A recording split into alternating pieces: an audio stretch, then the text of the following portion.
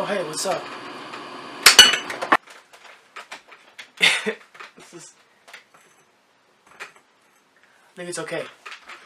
I'm sorry, I had to do it. I was going through the room, and I saw the comb, and I was like, I had no choice. I had to do it, guys. I thought it was funny. Anyways, I'm Austin. 2 Messengers Ministries. 4 minus 1, 2. Math. Okay, just real quick. I've been struggling with acne pretty bad lately. So forgive my face, because I've been trying a lot of different stuff and none of it's working. So it's a work in progress, but we're all works in progress, aren't we, guys? So to be completely honest, the title of this video is pretty misleading as to what this video is actually about. Because I'm not talking about being great, because our goal as Christians, and our whole reason for being Christians, is not to be great.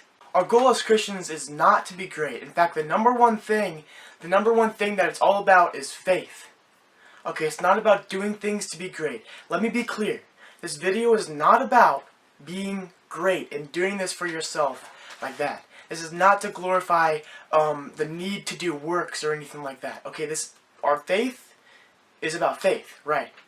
I'm talking about how to be a great servant of God, how to do this the right way, like living this life.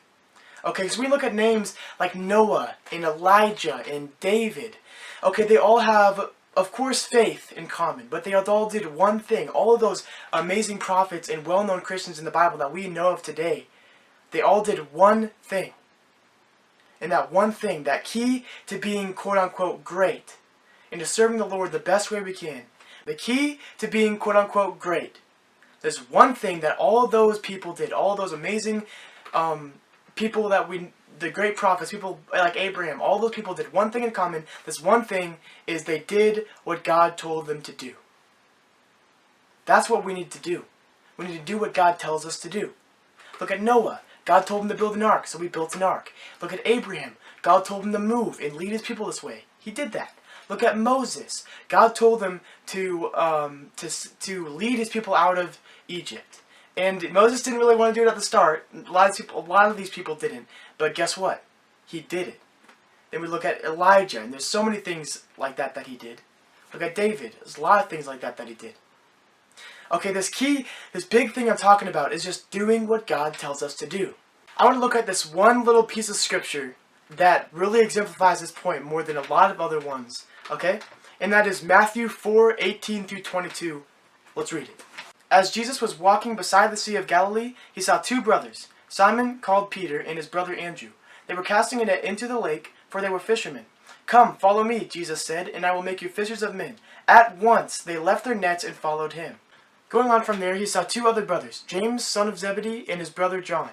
They were in a boat with their father Zebedee, preparing their nets. Jesus called them, and immediately they left the boat and their father and followed him. Guys, it is so simple. If we drop our pride and follow God and do what he says, it will all be good.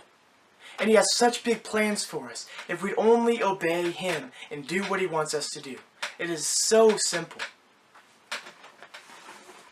If we look at this verse and we dive in, he says it one simple thing to these 4 people. Okay, both of them just 2 sets of brothers. He says, "Come, follow me." And immediately they went and followed him. They just did what he said. And then the second one, the same thing. He said, "Come, follow me." And they just left and did what he told them to do. They followed him. If we would just follow God, if we would just do what he tells us to do, there's such a big future and such a big plan God has for us. It's seriously that simple. And some of you may be thinking, well, what if he's calling us to do something that's impossible? What if he's calling us to do something that's way bigger than we can even imagine? What if he's calling us to do something and we're afraid to do it? Guess what? A lot of these things that God called his people to do, like Moses and like Abraham, those were pretty intimidating commands. Give the command to Moses to go back to where he'd killed someone. If you don't know the story of Moses, look it up. Okay, a lot of these stories in the Bible all the stories in the Bible are epic. Super epic. But anyways, he's calling Moses to go back to a place where he killed someone and where he grew up, and lead 400 slaves who were like the pinnacle of how Egypt got stuff done, and lead them out. That's terrifying. And then Noah, build an ark. Before Noah built an ark, it hadn't rained. That was the first time that it rained. So Noah probably thought, why would I do that? That's insane. Why would I need to build a boat in the middle of the land? That doesn't make any sense. But Noah did it. Okay? And something that we all need to realize is God is in charge. God is the God of the impossible. So if there's something impossible He's calling us to do, then, what are we thinking? Thinking, oh, that's impossible. I can't do that, God. You're literally talking to the one who controls what is possible and what isn't. Just do what He wants you to do. He will prepare a way for you. If He's calling you to do something, He's going to make a way for you to do it. I promise you that. So you want to know how to be great? Aside from having faith, simply having faith, and aside from loving God with all you are, and loving your neighbors the same, how to be quote-unquote great is to do what God tells you to do and follow Him where He calls you. It's that simple. And if we all do that, guys, we can change the world.